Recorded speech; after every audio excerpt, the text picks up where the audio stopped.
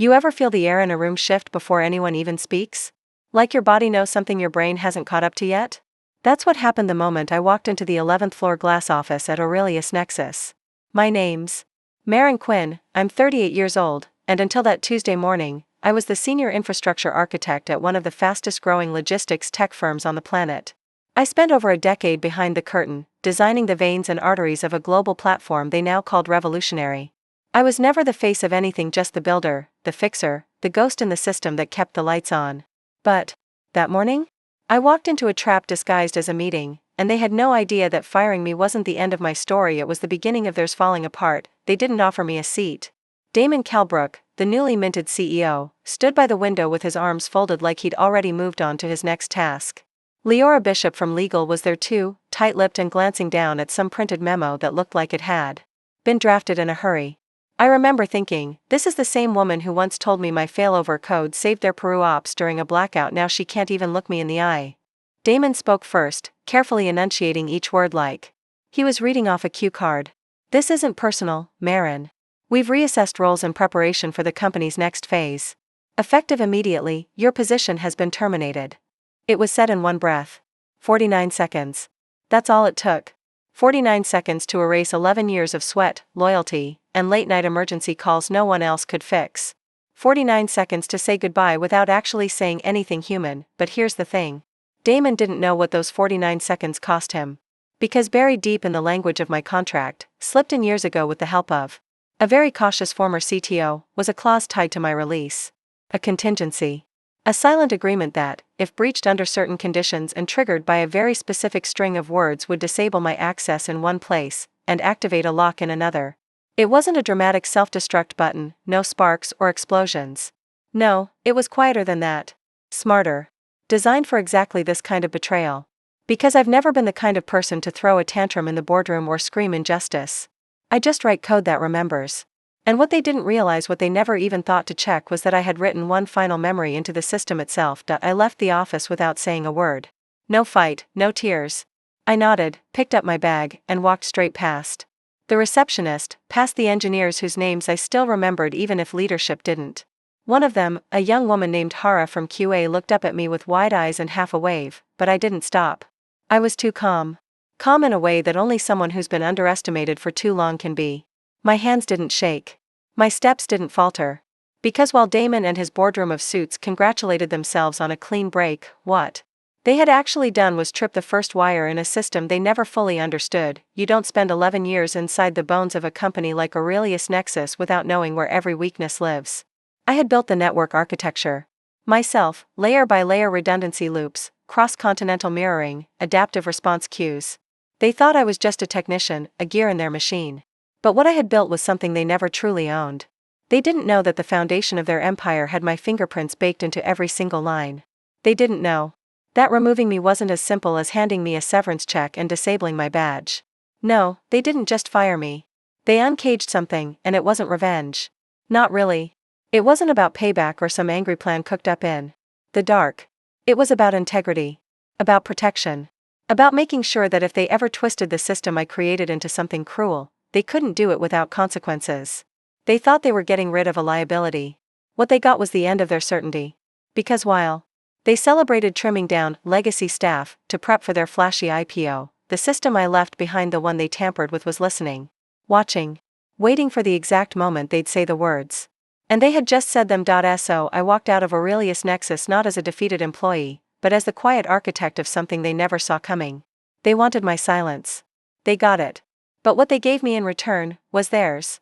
2 weeks before that silent firing, before the glass office and the 49-second goodbye, I got a message from someone I trusted more than most. Eli Reyes.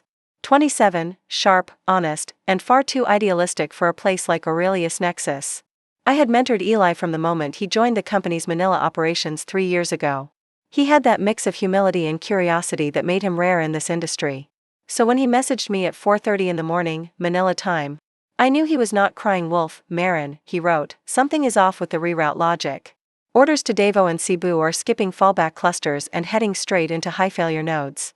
The team here says it is a latency fix, but it feels wrong. At first glance, it could have looked like a system hiccup. A badly timed update. Maybe someone pushed code without regression testing. But that was not how Lumena worked. I built that system with safeguards that prioritize delivery certainty over raw speed.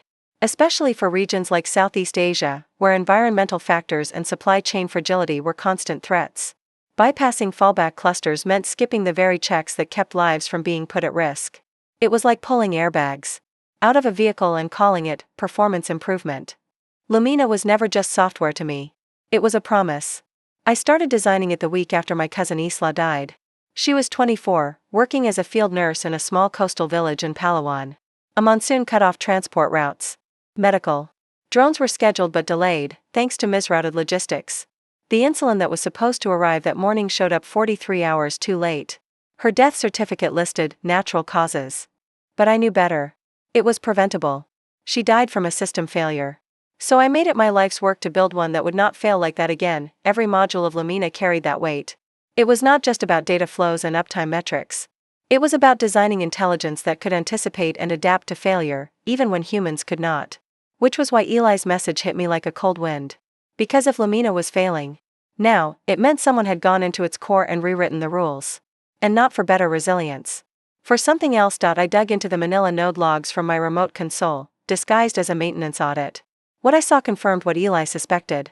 Routing tables were being forcibly reprioritized away from safer, proven links and pushed into lower-cost, high-risk paths.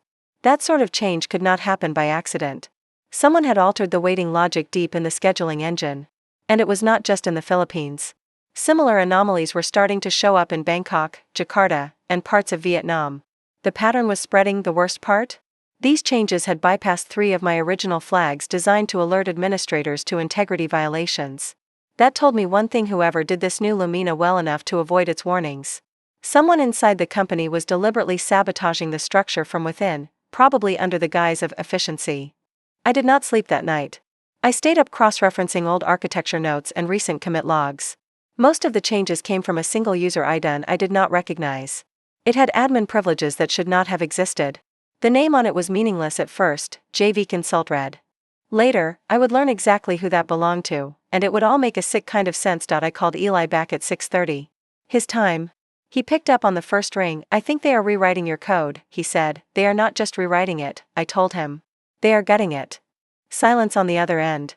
Then Eli said something I would never forget: "If this keeps going, someone is going to die."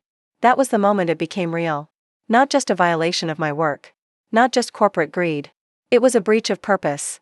I built Lumena to protect life. If they were tearing that apart to make some quarterly report look cleaner, then they had declared war on the very thing I had sworn to defend, and if they thought I would just let that happen quietly, then they truly had no idea who I was. That same week Eli called me from Manila. The top floor at headquarters got a fresh coat of arrogance. Maren Calder had just been promoted to Chief Executive Officer of Aurelius Nexus. He came in with polished shoes, practiced charm, and eyes that always looked past you like he was already reading the next chapter, one that did not include you. Damon had the demeanor of a man who believed empathy was inefficient and history was expendable. When he shook your hand, it felt like he was measuring your shelf life. And in his version of the future, people like me were already outdated hardware. Damon wasted no time bringing in his own pack. Consultants, advisors, and executives I had never seen before filled the hallways like a change in weather you could not stop. But the one name that made my stomach drop was Jace Venter. I knew that name. I knew what it meant. Years ago, Jace and I clashed at a logistics summit in Berlin when he tried to justify removing safety checkpoints from a pharmaceutical routing algorithm just to shave 10 seconds off delivery time. That decision later led to a contamination delay in Morocco, but Jace was long gone before the audit landed. He was a survivalist, not a builder. And now he was back, this time with a title and a corner office. I heard his voice echoing from the floor above mine 3 days after Damon's appointment. Loud, performative laughter, like someone trying too hard to establish dominance. He walked through the open workspace with a leather folder and a smug look, greeting engineers he did not even know by their first names. "Change is good," he said to a group huddled over a diagnostic board. "Legacy thinking kills innovation." I felt that one in my spine. That afternoon, I noticed something strange. I was denied access to a system planning session I had led for the past 5 years. My name had been removed from the attendee list. When I asked why, the project lead told me, "Oh, I thought you were looping out of those meetings now. We heard Jace is restructuring the architecture teams." That was the first real sign I was being erased quietly, methodically, and without confrontation. I started digging deeper. Then came the whispers. Soft conversations in elevators, mumbled remarks in the break room, speculation dressed as gossip. The word middleware kept coming up. And modular resale. It took me 2 days to piece it together. Damon's plan. Jace's real purpose was not to improve Lumena. It was to gut it. To strip it of its humanitarian architecture, flatten its complexity, and package it as investor-friendly middleware that could be white-labeled and sold as part of a flashy pre-IPO narrative. They were not building the future. They were staging a performance. And in that performance, people like me, people who still believed systems should serve the vulnerable, were a liability. I went home that night and opened one of my old notebooks. It had sketches of Lumena's original failsafe modules, the ones designed to survive both cyber attacks and human greed. I flipped past a page titled Public Safety Over Profit, and my hands started shaking. I built Lumena after my cousin Isla's death. Every layer of that system was coded with real stories, real loss, real meaning. To them, it was just code. Just product. Just something to optimize. But to me, it was a memorial. A lifeline. And now the new dogs in the boardroom wanted to tear it apart so they could slap a price tag on its pieces and call it innovation. They had already marked me for removal. I knew it. Jace was too proud to hide it. Damon was too smooth to say it out loud, but his decision said enough. They wanted clean desks, quiet exits, and no legacy architects asking uncomfortable questions. But what they forgot was that I had built more than just a system. I had built protections. I had built memory.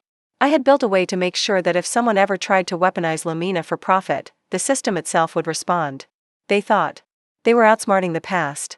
What they did not realize was that the past had teeth. And it remembered exactly who bit first. When I built Lumena, I was paranoid. Not the careless kind, not the type that makes you double-check locks or unplug your router when the wind changes. No, mine was quiet, methodical, and absolutely intentional. Purposeful paranoia, as Sadie Rowan used to call it. She was my mentor back when Aurelius Nexus still had a soul. Sadie was the kind of leader who did not just teach code, she taught philosophy. I remember sitting across from her in the server room one night, eyes burning from too much coffee, when she said it to me like a warning and a prayer: design with doubt, code with consequence. I never forgot that. And I never stopped doing it. Back then, Lumena was still just a collection of diagrams and sleepless sketches. The company wanted a logistics framework that could think for itself, adapt to broken roads, sudden storms, and corrupted databases in third-world networks. What I wanted was something more. I wanted a system with a conscience. One that could not be hijacked or hollowed out without recognizing the danger. So I built it like a living thing, responsive, alert, and self-defensive. And in its heart, I buried something that almost nobody knew existed. Not a trap. Not a bomb. A lock. A recall lock. I built the lock as a last resort. Not to destroy the system, but to disengage it. A total freeze, a forced halt if the original ethics of the platform were compromised. It was designed to shut down decision layers and restrict core processes until someone could verify, with full credentials, that safety protocols were still intact. But it could not be triggered by code alone. I knew that was too easy to replicate, too easy to bypass with enough access. So I bound it to two things: me biometric signature and a semantic trigger. A specific 15-word sentence that only I knew. A sentence that, if said in full by someone during an official HR procedure, would activate the lock in real time. And yes, I hid it in my HR profile years ago, disguised in an early version of my contract. Most people would have skimmed right over it. But Lumena did not. You might ask, why would I go that far? Why tie the system to something so personal, so hidden, so impossible to predict? Because I have seen what happens when systems become weapons. When software designed to protect is twisted into something meant to exploit. I saw it in Bolivia when a routing error killed power to an entire neonatal ward. I saw it in East Africa, when a mismanaged load balancing policy delayed food relief by 5 days. And I saw it in the eyes of my aunt when we stood over my cousin Isla's grave. Systems break people when no one remembers what they were built for. So I gave Lumena a memory, a final defense. If it ever became a tool for profit at the cost of purpose, the lock would stop everything cold. But I never imagined it would come to that. For a long time, I believed the company would hold the line. That people like Sadie, like Eli, would be enough to keep us honest. But now Sadie was gone, pushed out under the guise of executive rotation. And Eli was the last voice in a room full of suits who only heard stock options. I was the last real architect standing. And I could feel the floor cracking beneath me. The day I confirmed that Jace Venter was manipulating Lumena's core logic, I went back to the lock for the first time in years. I ran a silent verification check. Still intact. Still tied to my voice print, my identity hash, and that sentence. Just 15 words. Innocent to the ear, meaningless to anyone else. But if spoken in sequence, under a termination setting, Lumena would listen. It would listen, and it would act out. I stared at the line of code that contained the anchor key. It looked so simple. Just a few characters nested in the neural routing layer. But I knew what it meant. It was the boundary between trust and betrayal. Between function and failure. And it was waiting. Watching. Listening for a phrase that would never be said unless someone was arrogant enough or foolish enough to push me out without realizing what I had built. I never wanted to use it. Not once. I loved that system. I poured my grief and hope and everything I had into it. But love, real love, does not just protect what is beautiful. It guards against what can destroy. And so I waited, silently, knowing that if the day ever came, Lumena would not go down without remembering who it was meant to serve. The night I confirmed Jace had hard-coded a bypass around Lumena's humanitarian safeguards, I felt something shift in my gut. It was not shock. It was not even anger, not really. It was the weight of inevitability settling into place. I had known this was coming, ever since Damon took over and the board started whispering about agility and aggressive scaling. But this was the first moment it became real. Not theory. Not paranoia. It was in the code now. They had gone past restructuring and straight into sabotage. I did not go public. Not yet. I needed clarity. Proof. So I made a quiet call to someone I trusted more than most. Her name was Fallon, a former IP attorney I met years ago when we were both speaking on a panel about ethics in emergent systems. She had since left corporate law behind and opened a private consultancy out of Boston, mostly working with nonprofit developers and tech whistleblowers. I gave her a high-level summary, left out the names, and told her I needed eyes on some early architectural contracts. Fallon worked fast. She called me back the next afternoon, and I still remember the sound of her voice through the speaker. Calm, but edged. You did not sign over the logic kernel, she said. You licensed it for exclusive use under terms that are still active. The moment they repurpose it or try to resell it, you have standing. I sat there in my kitchen, holding a mug of coffee I had already reheated twice, and just let that sink in. All those years ago, I had fought to keep a clause most people would have considered insignificant. But I knew what Lumena might become. And now that foresight was the one thing standing between them and a quiet profit, that I did not confront them. I did not issue a legal threat. I just waited. I wanted to see what they would do once they realized I was not going to cooperate. And it did not take long. Less than 24 hours later, I got a meeting request marked Confidential Executive Resolution. The tone was slick, friendly, professional. The kind of language that says we're hoping to buy your silence before you start asking real questions. The offer came in an envelope. Plain white. No logo. Hand-delivered by an internal HR courier who looked like she would rather be anywhere else. I opened it slowly, expecting something insulting, but I was not prepared for just how insulting it was. $38,000. That was it. A lump sum severance offer in exchange for my full agreement to walk away from any and all claims, past or future, related to the development, ownership, or use of Lumena. They even had the audacity to call it a mutual disengagement benefit. I read the document 3 times, just to be sure I had not missed some clause or zero. I had not. I laughed. I laughed so hard I almost dropped the mug. Not because it was funny. Because it was absurd. These men, these suits, thought they were negotiating with someone they did not understand. They thought Lumena was just code. Just logic. Just another asset to be carved up and rebranded. But Lumena was more than that. It was a living framework, and every inch of it had my signature. And more importantly, it still had my access. What they did not know, what Damon and Jace and every risk-averse VP in that building could never imagine, was that they were not even speaking to someone who needed their payout. I had built failsafes into Lumena that even I could barely unwind. I had structured its deep logic to recognize ethical violations before they escalated into human ones. And most of all, I had bound it to me in a way they could not touch, because they had never taken the time to understand how it worked in the first place. That envelope was not a peace offering. It was a confession. A quiet admission that they were afraid of what I knew, and more afraid of what I might do. I did not sign it. I did not respond. I folded the letter, slid it back inside, and locked it in a drawer next to the notebook where I had first drawn Lumena's blueprint. I knew what was coming now. They were preparing to erase me. But what they did not realize was that I had already written my name into the foundation, and when the time came, that foundation would speak. Louder than any hush check ever could. I did not raise my voice. I did not storm into anyone's office. I did not send a dramatic email or leak anything to the press. I kept quiet. But I kept working. In the days before they officially cut the cord, while they still believed I was A problem they could manage with silence and a paycheck. I was tying off loose ends. Not to protect myself, but to protect Lumena. The real version. The version with purpose. I knew they were preparing to tear it apart from the inside out, but I was not about to let them do it without resistance. Quiet, precise, invisible resistance. The first thing I did was back up every clean version of the system I still trusted. Not just mirror images or zipped folders. I built fully functional instances, scrubbed of corporate fingerprints, and stored them across a decentralized string of remote verification servers. These were not connected to the Nexus infrastructure. They were old environments I had spun up during testing phases and kept tucked away. I encrypted each one with keys only I knew, and layered in biometric authentication just to be safe. They were not weapons. They were arcs. Just in case the world needed to start over. Then I turned my focus to the Philippine node. That was the one I worried about most, because it was vulnerable and already showing signs of damage. Jace's changes had destabilized the queue logic there, forcing critical shipments to bypass safe paths and prioritize speed over accuracy. It was reckless, and it was putting lives at risk. I spent 2 straight nights rebuilding the failsafe queue from scratch and rerouting it through a shell module that looked like a performance patch. They would not even notice the change until they tried to force another override, and by then, it would be too late. I also reached out to Eli, casually, as if nothing was wrong.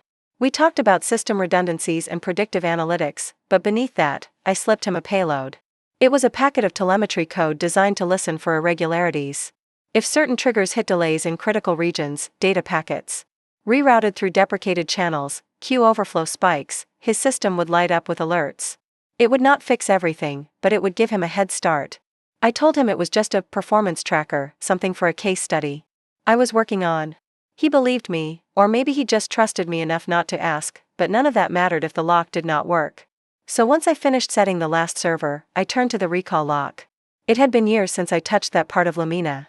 I had built it to be invisible, passive, dormant until called upon. It was not just hidden in code, it was buried beneath the neural net, nested in metadata patterns and tied to my unique voice print. The activation required 2 things, my biometric signature and the exact 15-word sentence that, by design, no one would ever say casually. I had buried it in my HR file during a policy update 3 years ago. At the time, it looked like a meaningless clause. A formal phrase tucked between paragraphs about remote access rights and termination policy, but it was not meaningless. It was the phrase that would trigger everything. If spoken during a formal release, and in my presence, it would initiate a cascade. Not destruction. Suspension. The core logic would disengage itself from all administrative control layers. The system would lock. Orders would freeze. Routes would pause mid-calculation. And unless you had the reactivation credentials, which they did note, it would not come back online. I ran a silent check that night to make sure the trigger was still intact. The biometric key responded immediately. The phrase mapping was still live. It was there. Listening. Waiting. And I felt a wave of grief I was not prepared for. Because as much as I hated what they were doing, I never wanted to see Lumena shut down. It was not just my work. It was my legacy. My answer to loss. But I also knew what they were planning, cutting it to pieces for profit, removing safeguards, silencing ethics under the guise of efficiency. And if that was where they were headed, I had to be ready. So I kept my head down. Smiled in the hallways. Sat through meetings I was no longer invited to speak in. They thought I had given up. They thought I was quietly fading out, too tired to fight. But the truth was, I was finishing the final task. Not for revenge. For justice. For protection. For every life Lumena was still meant to serve, and when they finally said the words, they would have no idea what they had just woken up. Friday at 10:04 in the morning, I sat in a conference room across from a row of polished faces that could not meet my eyes. Maren Calder's voice came through the speakerphone, smooth, clipped, and entirely detached. The HR director sat beside me, flipping through printed pages she clearly had not read. Legal was patched in from upstairs, silent but present. I had expected something more performative, maybe even awkward. But instead, Damon read the statement like it was just another item on his calendar. We accept your resignation effective immediately, contingent on all prior compliance with outlined responsibilities. That was it. 15 words. Delivered. Casually. Read like boilerplate. But it was not just a sentence. It was the sentence. The one I had embedded years ago, disguised in contract language, mapped into a recall lock that had been sleeping beneath Lumena's neural logic since before most of them had even joined the company. The moment those words left his mouth, they passed through the call's voice recognition layer and landed exactly where they were meant to. A place none of them knew existed. I said nothing. I did not flinch. I did not even blink. I simply nodded. Once, as if acknowledging the close of a simple chapter. But deep in the system, something began to move. Not a scream. Not a flash. It was slower than that. A quiet reversal. Like the tide pulling back from the shore before a wave. Lumena's core logic paused queue sequencing across all 9 operational countries. Routing decisions stalled. Failover. Commands normally automatic began throwing null returns. Admin-level credentials started failing silently. And within minutes, warehouse terminals stopped responding to command batches. Orders froze mid-transit. Labels stopped printing. Delivery. Drones grounded themselves, interpreting the absence of override signals as potential compromise. By 10:11 a.m., the Manila ops floor had gone quiet. Eli would later tell me it felt like the power had dropped, except everything was still on. Lights stayed on. Screens still glowed. But nothing responded. It was not a crash. It was a choice. The system had chosen not to cooperate. At 10:13 a.m., a status request from the Nairobi Logistics Center failed authentication. Their emergency vaccine deployment, slated for an outer district near Kisumu, was halted mid-load. That one hit me in the gut. I had built that region's route optimizer by hand during my second year. But I had also coded in a safety override. That could be activated locally, independent of central command. And I knew Eli had passed the patch along weeks ago. By 10:19 a.m., the executive dashboard Damon loved to flash at investor meetings went dark. No data. No movement. The visualizations flickered for a moment, then disappeared. His assistant, I am sure, tried refreshing the feed like it was some browser glitch. But there was nothing to refresh. The system had closed its eyes. I imagine the panic started around 10:22. That is when the first round of calls hit my personal line. 2 from legal. 1 from Damon's assistant. Another from an unknown number I recognized as the Zurich Control Center. I did not answer any of them. I just sat in that now empty conference room and watched my inbox flood with urgent subject lines.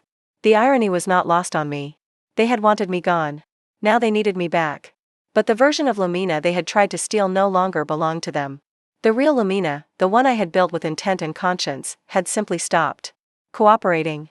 That was never revenge. That was not chaos. That was design. Design that recognized the violation of purpose as a threat to integrity. And responded accordingly.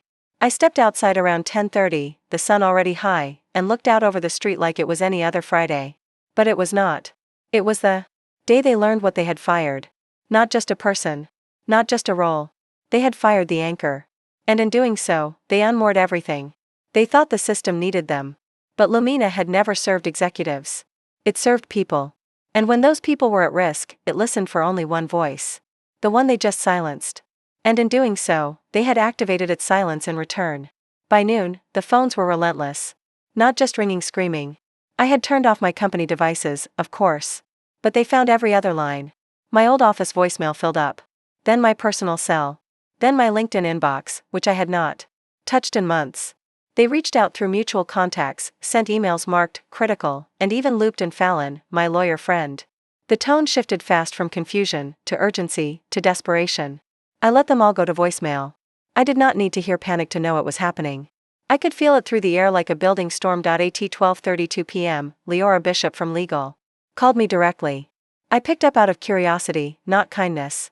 She sounded brittle, like someone trying very hard to keep a polished tone over a crumbling floor. Maren, she said, we need your help.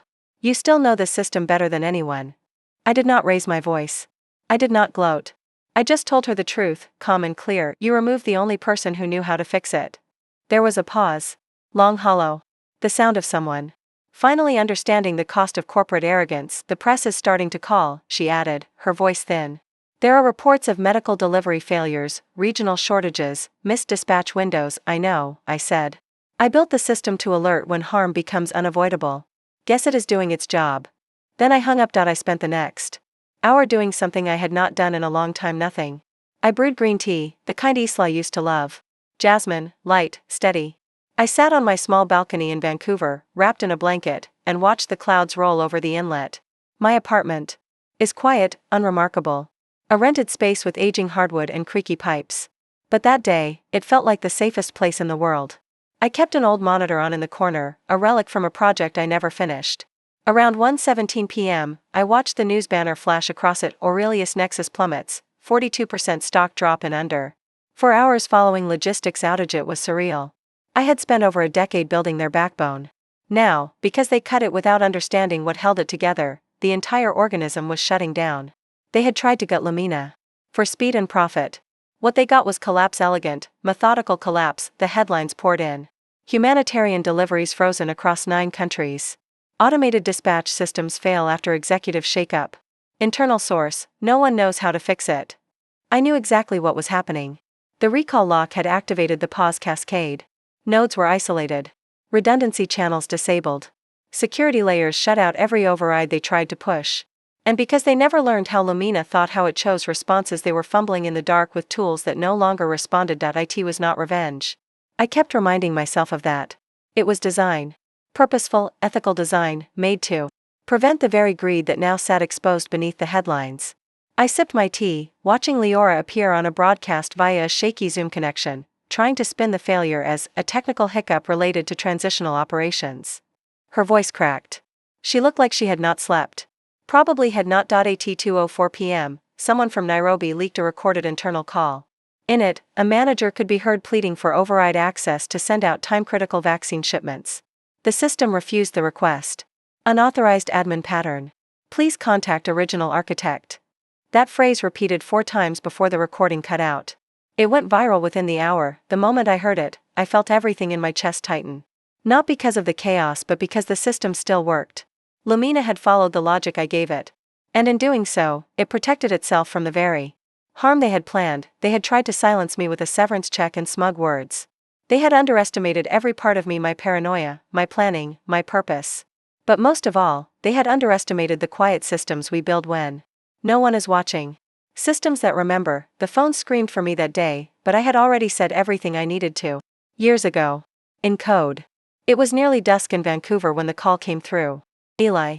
His voice cracked the moment I answered. He was crying. I had never heard him cry before, not even during our worst on-call disasters, not even when we lost a region's data node to a flood. But now, his voice shook with something deeper. Grief. Fear. Maybe even guilt. He was standing outside the Manila distribution center, where emergency deliveries had stalled for over 7 hours. The backup batteries were dying, drones were grounded, and a pediatric unit in Quezon City was waiting on temperature-sensitive meds that would expire before morning. I know why it happened, he whispered. But the patients don't. And I cannot tell them your name.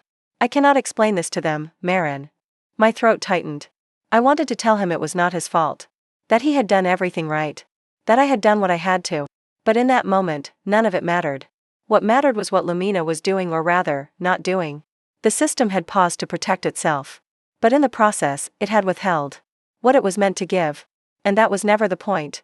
I had not built Lumena to punish the innocent. I looked down at the notebook on my desk. The original blueprint. Scratched outlines, diagrams, the first pass at Lumena's voice logic. I flipped to the page where I had written the activation sentence years ago, the 15 words that had once been hidden in plain sight, disguised in legal clauses and policy templates. I closed my eyes, breathed in deep, and whispered them again. This time, my voice was processed through a second biometric layer. Not just tone. Not just pitch. But stress pattern and oxygen resonance. It was something only I could trigger, because it was tied to my exact physical state, a combination of signature and intent. Once verified, the system accepted the command. And decrypted the override key. But it did not send it to the executives. Not to Damon. Not to Jace. Not to anyone who had ever called Lumena a product or a scalable asset. I sent the reactivation key to 4 people, Eli, of course, because he had always held the line even when it cost him. Sadie Rowan, who had been pushed out too early but still held the original moral compass. And 2 other engineers, one in Nairobi, one in Budapest, who had worked side by side with me in Lumena's earliest hours and still treated it like something sacred. People who never cut corners. Never gamed the metrics. People who coded for people. I encrypted the key with a time-bound failsafe. They would each hold a partial segment that would only assemble once they verified each other's access. Lumena would reopen, but only for them. The system would not recognize admin credentials from anyone who had been flagged in the decision corruption logs. Which meant no access for Damon. No access for Jace. No access for the board that approved their gutting plans. Within minutes, I saw the telemetry start to shift. Queues began to revalidate. Routing modules spun back up. Priority shipments surged to the front of the line. Manila's dispatch station cleared the backlog in under 30 minutes. Nairobi's medical lane resumed oxygen monitoring in 22. And by nightfall in Budapest, essential supplies were moving again with full system integrity checks. The press would later call it a partial miracle and speculate wildly about how the system had somehow self-corrected. But those of us who built it, those of us who remembered what it was truly, for we knew the truth. Lumena had never self-corrected. It had simply waited for the right hands, and that night, as I sat by the window and watched the lights of the city flicker against the glass, I felt something I had not felt in weeks. Not victory. Not relief. Something smaller. Something quieter. Peace that I had made my choice. Not for vengeance. Not for validation. But for the people who still needed Lumena to serve, not to sell. And I chose to trust those who had never forgotten what it was really meant to do. 1 month after everything unraveled, I stood in a sunlit co-working space above a bakery in downtown Vancouver and clicked the launch button for my new company. It was quiet. No big announcement, no press release. Just a small, deliberate beginning. The name was simple: Calyx Flow Systems. Calyx, like the protective part of a flower, the outer layer that guards what is still growing. That is what we were building: systems that shield, not systems that exploit. It felt right. It felt like coming home. Sadie Rowan agreed to be our senior advisor. She was retired, officially, but her mind never slowed down. She still carried a notebook full of half-finished schematics and phrases like "data with dignity" scrawled across the margins. When I told her the vision, she just smiled and said, "Took you long enough." Eli took the lead on Southeast Asia operations. He relocated to Cebu to be closer to the infrastructure and rolled up his sleeves like he had something to prove, even though he had already proven everything. Watching him build again not just code, but trust reminded me why I started this work. In the first place, Calyx is not trying to IPO. We are not trying to scale just to scale. We do not chase market share or push speed at the cost of safety. What we do is build logistics tools that prioritize life. That is it. Life. That means packages with medical supplies get routed ahead of anything labeled premium delivery. That means regional fluctuations in access are treated like emergencies, not inefficiencies. That means our systems are not just smart, they are principled. Ethical automation is our foundation. If a decision does not serve human outcomes, it does not get made. We fund ourselves through slow growth and deep partnerships. Public health organizations, clean water networks, disaster relief logistics. We invest in outcomes, not optics. I never wanted to be the face of anything, but over time I learned that being invisible does not always keep people safe. So now, I lead from the front. Not because I crave power, but because I understand the consequences of pretending power does not matter. I got fired for being too careful. Too protective. Too unwilling to let strangers get the system I built with care and grief and precision. And for a while, I let myself believe that was weakness. That maybe I was naive. That maybe I was too soft for this industry. But now, every day, I see proof that I was not, because guess what? I was not paranoid. I was right. I was right to build a lock. Right to plant those redundancies. Right to protect the integrity of something I knew could be twisted into harm. When Damon and Jace tried to sell ethics as overhead, they exposed the rot that had been hiding under the surface all along. They thought they were trimming fat. But they were cutting arteries. And when it all went dark, they realized too late that the system had a conscience they never learned how to read. Aurelius Nexus never recovered. Not really. Their board reshuffled. Their PR team scrambled. They tried to rebrand, reboot, replace. But the trust was gone. You do not get that back with a new logo. You earn it, one ethical choice at a time. And most of them were never in it for the choices. Just the money. Calyx is different. Because we remember the names behind the data. We remember Isla, and every patient like her who never got what they needed because someone decided the margin mattered more than the mission. We remember the workers on the warehouse floor who warned us before the failures started. And we remember that revenge is a closed loop, satisfying, maybe, but small. What we are building now is something better than revenge. We are building a future they never planned for. One rooted in care, in intention, in the kind of quiet strength they never saw coming, and this time, we are not asking for permission.